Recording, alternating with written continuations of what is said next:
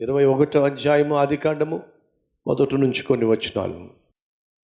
యెహోవా తాను చెప్పిన ప్రకారము శారాను దర్శించెను. యెహోవా తానిచ్చిన మాట చొప్పున శారాను గూర్చి చేసెను. ఎట్లనగా దేవుడు అబ్రాహాముతో చెప్పిన నిర్ణయ కాలములో, ఆ మాట మీరు జాగ్రత్తగా అండర్లైన్ చేసుకోండి. దేవుడు వాగ్దానం చేశాడు, గర్భఫలాన్ని ఇస్తాను అని చెప్పి, సంతానాన్ని ఇస్తాను అని చెప్పి.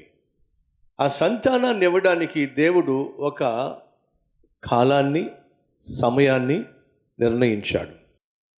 అలాగే నీ జీవితంలో నువ్వు చేసిన ప్రార్థనలు దేవుడు ఆలకించి జవాబు ఇస్తాను అని చెప్పి నీకు వాగ్దానం చేసినట్లయితే సంగమా, ఖచ్చితంగా ఆయన జవాబు ఇస్తాడు. ఎప్పుడు ఇస్తాడు అని అంటే, అది తగిన కాలంలో జవాబు నీకు ఇస్తాడు. సరైన సమయంలో దేవుడు నీకు జవాబు ఇస్తాడు. నువ్వు అనుకున్న కాలంలో దేవుడు జవాబు ఇవ్వడం లేదు అని అంటే అది సరైన సమయము కాదు. నువ్వు అనుకున్న సమయంలో దేవుడు జవాబు ఇవ్వడం లేదు అని అంటే, అది నువ్వు జవాబును పొందుకున్నా సరే ఆ జవాబును నువ్వు అనుభవించలేవని, ఆ జవాబును బట్టి నువ్వు ఆనందించలేవని, నువ్వు ఆ జవాబు పొందుకున్నప్పటికీ కూడా ఆ జవాబులో నుండి ఆశీర్వాదాన్ని నువ్వు సంపూర్ణంగా ఆస్వాదించలేవని దేవుడు గ్రహించినప్పుడు, నువ్వు అనుకున్న సమయంలో నువ్వు జవాబు పొందుకొని, ఉదాహరణ, చిన్న బిడ్డ గులాబీ మొక్క నాటింది.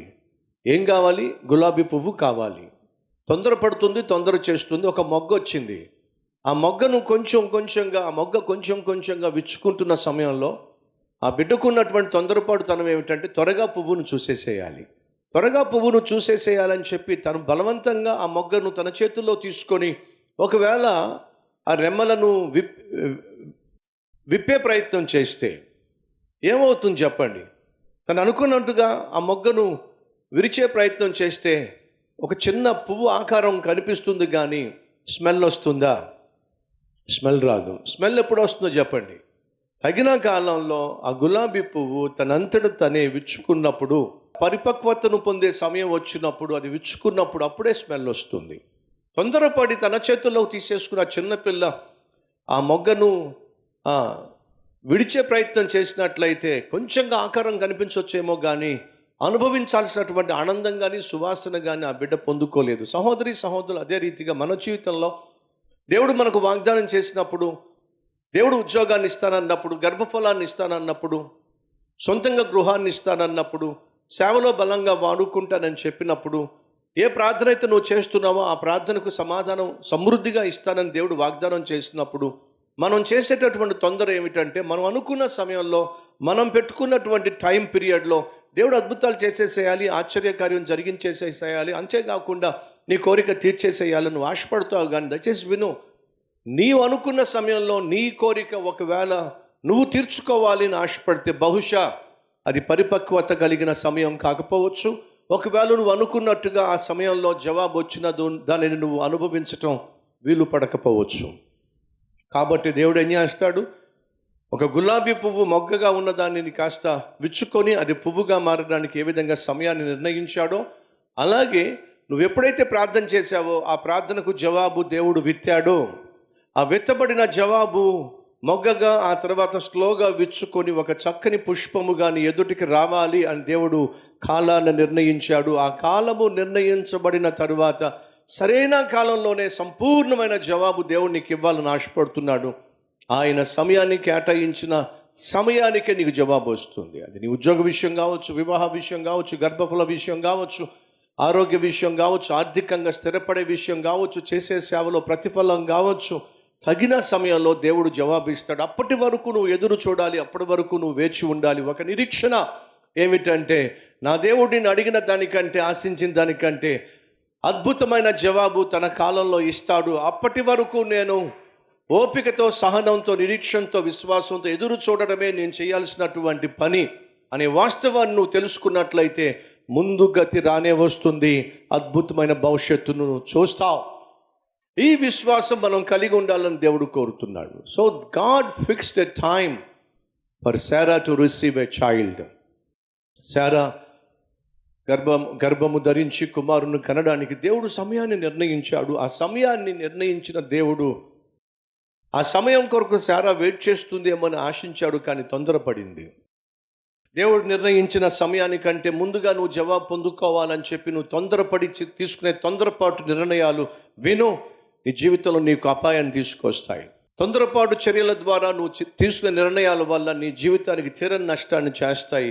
శారా జీవితంలో ఎగ్జాక్ట్గా అదే జరిగింది. తొందరపడింది, తన పని మనిషితో వెళ్ళమని చెప్పి భర్తను తొందర చేసింది. ఆ తర్వాత తాను తీసుకున్న నిర్ణయము, తాను కలిగి ఉన్న ఆలోచన అది చాలా ప్రమాదకరమైందని, అది తన జీవితంలో శాంతి సమాధానం లేకుండా చేసిందని తర్వాత గ్రహించింది. చేతులు కాల్చుకుంది. ఆ తర్వాత ఆకులు పట్టుకుంటే ఏం లాభం. కానీ సమయం వచ్చినప్పుడు దేవుడు తన గర్భమును తెరిచాడు, శ్రేష్టమైన కుమారుణ్ణి ఇచ్చాడు. ఆ కుమారుడి పేరు ఏమిటంటే ఇస్సాకు. ఇస్సాకు అనగా నవ్వు. ఇస్సాకు జన్మించినప్పుడు శారా జీవితంలో నవ్వులు విరబూసినాయి. అప్పటి వరకు ఎప్పుడు చూసినా దిగులుతో ఉన్నటువంటి, దుఃఖంతో ఉన్నటువంటి, విచారంతో ఉన్నటువంటి శారా యొక్క ముఖాన్ని దేవుడు వెలుగుతో నింపేశాడు, నవ్వుతో నింపేశాడు, ఆనందంతో నింపేశాడు. కాబట్టి ఇస్సాకు అనే పేరు వారు పెట్టడం జరిగింది. దిగులుతో ఉన్న సహోదరుడు, విచారంతో ఉన్న సహోదరి, దయచేసి విను. త్వరలోనే నీ ముఖాన్ని దేవుడు వెలిగించబోతున్నాడు. త్వరలోనే నీ ముఖం మీద గొప్ప సంతోషాన్ని దేవుడు చూడబోతున్నాడు, కురిపించబోతున్నాడు. ఆ వాస్తవాన్ని నువ్వు విశ్వసించి దుఃఖించటం మానేసేయి, ఏడవడం మానేసేయి, కన్నీళ్లు పెట్టడం మానేసేయి, విచారించటం మానేసేయి, డిప్రెషన్కి గురి కావడం మానేసేయి.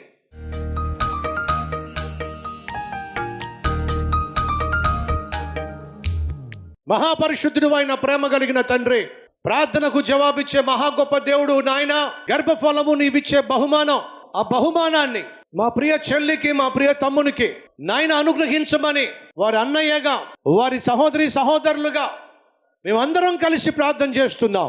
రక్షక, మా ప్రార్థన ఆలకించో తండ్రి. సంఘముగా, ఒక కుటుంబముగా మేము చేస్తున్న ప్రార్థన ఆలకించి ఆ సహోదరి శరీరంలో, ఆ సహోదరుని శరీరంలో ఉన్న బలహీనతను యేసుక్రీస్తు నామం పేరట ఆ బలహీనతను బంధిస్తున్నాం. సంపూర్ణ ఆరోగ్యాన్ని అనుగ్రహించి నాయన, అద్భుతమైన గర్భఫలాన్ని ప్రసాదించండి నాయన. తెలుసో తెలియకో నాయన చేసిన ప్రతి తప్పును, ప్రతి పాపమును క్షమించును నాయన, క్షమించండి అయ్యా. ఈ ప్రార్థన ఫలితంగా ఈ పాటికల్లా ప్రతి ఒక్కరి చేతిలో 12 బిడ్డ ఉండాలి నాయనా. యేసు నామం పేరట వేడుకుంటున్నాం తండ్రి, ఆమెన్.